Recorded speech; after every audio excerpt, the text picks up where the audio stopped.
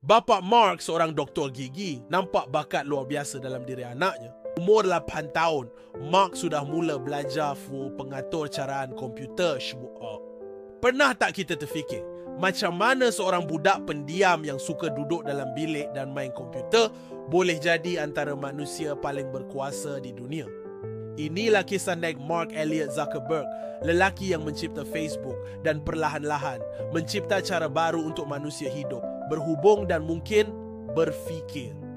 Mark dilahirkan pada 14 Mei 1984 di White Plains, New York.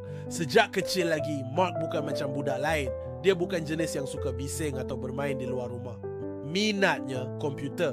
Umur 12 tahun, dia cipta satu program message ringkas yang dinamakan ZuckNet. Digunakan dalam rumah dan klinik bapanya untuk berkomunikasi. Bayangkan, budak sekolah rendah cipta sistem komunikasi sendiri.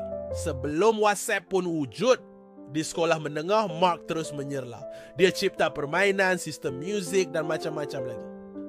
Syarikat besar seperti Microsoft dan AOL cuba tawar kerja, tapi dia tolak. Dia pilih untuk sambung belajar di University Harvard. Tapi di sinilah takdir dunia mula berubah. Pada satu malam tahun 2003, Mark mencipta laman web kecil yang dinamakan FaceMesh. Tempat pelajar bandingkan wajah siapa lebih menarik. Hanya satu malam, server universiti terus jatuh sebab terlalu ramai yang akses. Mark kena tindakan disiplin. Tapi idea itu mula bertukar menjadi sesuatu yang lebih besar. Beberapa bulan kemudian, lahirlah The Facebook. Shom, laman sosial untuk pelajar Harvard. Ya, dari Harvard, ia berkembang ke universiti-universiti lain. Dan akhirnya ke seluruh dunia.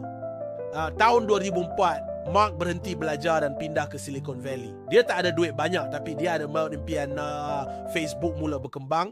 Mula-mula ada 100,000 pengguna, kemudian 1 juta, dan hari ini lebih dari 3 bilion pengguna di seluruh dunia. Pada umur 23 tahun, Mark jadi jutawan termuda di dunia hasil usaha sendiri. Tapi dia tak berhenti di situ.